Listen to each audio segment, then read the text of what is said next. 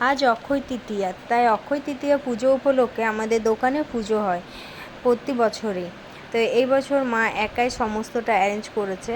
তো এখানে পুরোহিত পুজো করছে। আমার দেরি হয়ে গেল ভিডিওটা নিতে, তাও আমি ঝটপট করে রেডি হয়ে মায়ের সামনে বসে গেছি পুজো দেখতে। আর সামনে বাবা দাঁড়িয়েছিল, আর বেটু এতই বিরক্তি করছিল যে ভিডিওটা করতেই দিচ্ছিল না। পুরোহিত মশাই বলছে শঙ্খ বাজাতে, তার মধ্যে মা এখানে শঙ্খ বাজাচ্ছে একদিকে আরতি হবে বলে। তো এখানে বেটু আমাকে প্রচণ্ড বিরক্তি করছিল, তাই আমি চলে এলাম সাইডে। তো সামান্য নিয়েছি।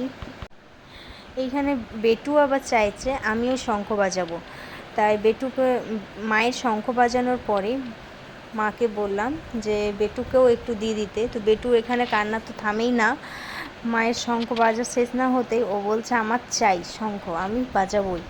তো শেষমেশ ওকে দিতে বাধ্য হলো মা, তাই মাকে বললাম যে দিয়ে দাও ঝটপটে। তো দিয়ে দিয়েছে মা। হ্যাঁ, শঙ্করা বাজছে, শঙ্খ বাজাচ্ছে। পুজো প্রায় শেষের মুখে। পুরোহিত মশাই বলল গোটা বাড়িতে দেখিয়ে দিতে, তাই বাবা এখানে নিয়ে চলে যাচ্ছে প্রদীপটা। ঠাকুর ঘরে রেখে দিতে বলেছে, তাই বাবা রেখে দিচ্ছে। আর এইখানে আমি একটু ভিডিওটা নিয়েই চলে এলাম আবার দোকানে।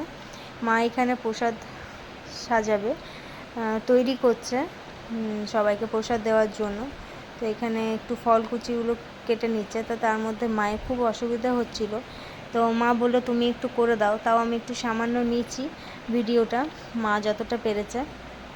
তার মধ্যে এখানে বেটু তো বিরক্তি করছেই, দেখতেই পাচ্ছেন।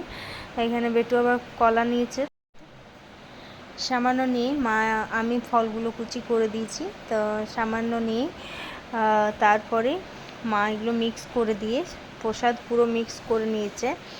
এরপর বাটিতে সাজিয়ে সবাইকে বিতরণ করা হবে। তো খুবই ভালো লাগে পুজো হলে। পুজো একটা হলে মনে একটা শান্তি লাগে, মনে খুব আনন্দও লাগে যে হ্যাঁ বাড়ির পুজো বলে কথা।